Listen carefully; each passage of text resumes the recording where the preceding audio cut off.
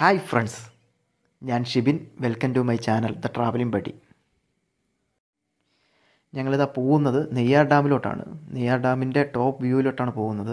അപ്പോൾ അവിടെ നിന്നുള്ള കുറേ വിഷ്വൽസും ബാക്കി നെയ്യാർ ഡാമിൻ്റെ വിശേഷങ്ങളും ഞാൻ ഈ വീഡിയോയിൽ ഉൾപ്പെടുത്തിയിട്ടുണ്ട്. അപ്പോൾ നമുക്ക് വീഡിയോയിലോട്ട് കിടക്കാം.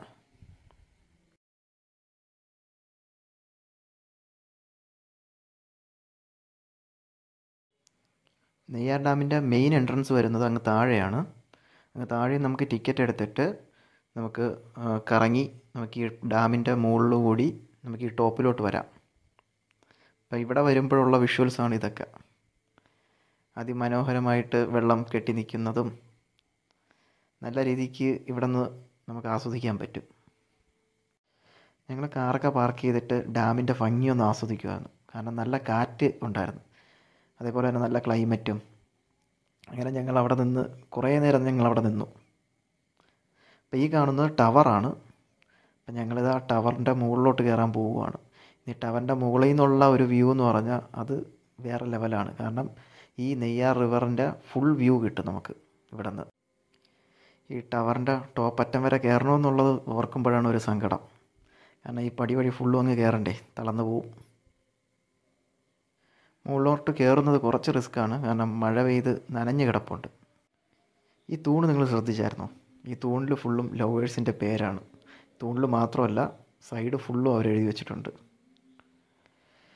കണ്ടോ, നമ്മൾ ടോപ്പിൽ നിന്നുള്ളൊരു വ്യൂ ആണ്.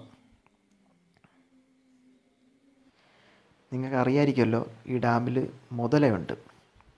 അപ്പോൾ പണ്ടൊക്കെ ഒത്തിരി ന്യൂസ് കേട്ടിട്ടുണ്ട്, ഇവിടെ കുളിക്കാൻ ഇറങ്ങുന്നവരെയൊക്കെ പിടിച്ചുകൊണ്ട് പോകുന്നു, പിന്നെ ഇതിൻ്റെ സൈഡിൽ താമസിക്കുന്നവരെ വീട്ടിലൊക്കെ കയറി വരുന്നു, അങ്ങനെയൊക്കെ. ഞാൻ ഇതിൻ്റെ അടുത്തുള്ളൊരു ചേട്ടൻ്റെ അടുത്ത് സംസാരിച്ചു. അപ്പം പുള്ളി പറഞ്ഞെന്ന് പറഞ്ഞാൽ ഇപ്പം അങ്ങനെ മുതലേര ശല്യം ഇല്ല. കാരണം മുതല കിടക്കുന്നത് അത്രയും ചെളിയിലാണ്. അപ്പോൾ ഇതിൻ്റെ മറു സൈഡുണ്ട്, കോട്ടൂരെന്ന് പറഞ്ഞിട്ട്. അവിടെയാണ് ഒത്തിരി ചെളികളല്ല ഉള്ളത്. അപ്പോൾ അവിടെയാണ് ഇപ്പം കൂടുതലും ഉള്ളതെന്നാണ് അറിഞ്ഞത്.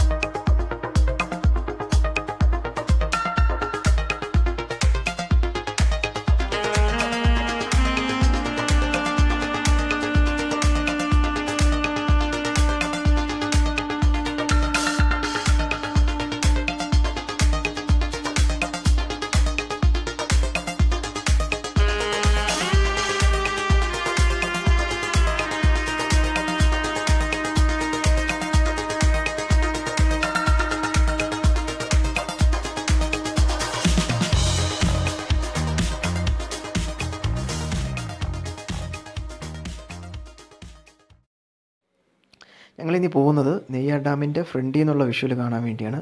കാരണം മഴ പെയ്തിട്ടുള്ളതുകൊണ്ട് ഷട്ടറുകളൊക്കെ തുറന്നിട്ടുണ്ട്. അപ്പോൾ ആ വെള്ളച്ചാട്ടം അതിമനോഹരമാണ്. അപ്പോൾ അതൊന്ന് കണ്ടു വെക്കാം.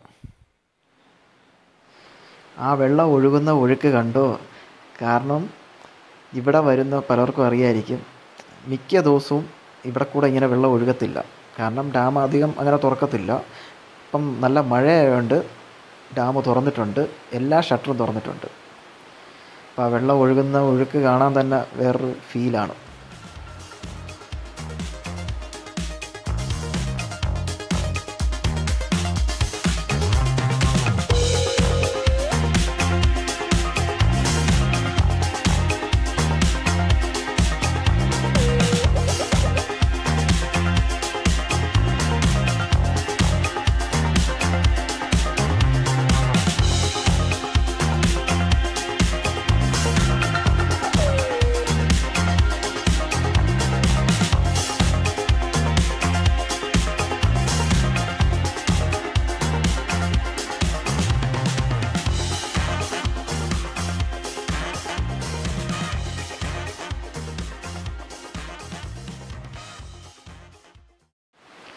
ഞങ്ങളിനി പോകുന്നത് ഡിയർ പാർക്കിലോട്ടാണ്.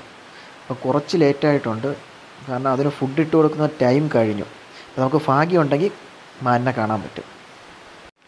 ഓ ഗൈസ്, ഞങ്ങളങ്ങനെ മാനിനെ അടുത്ത് കണ്ടു.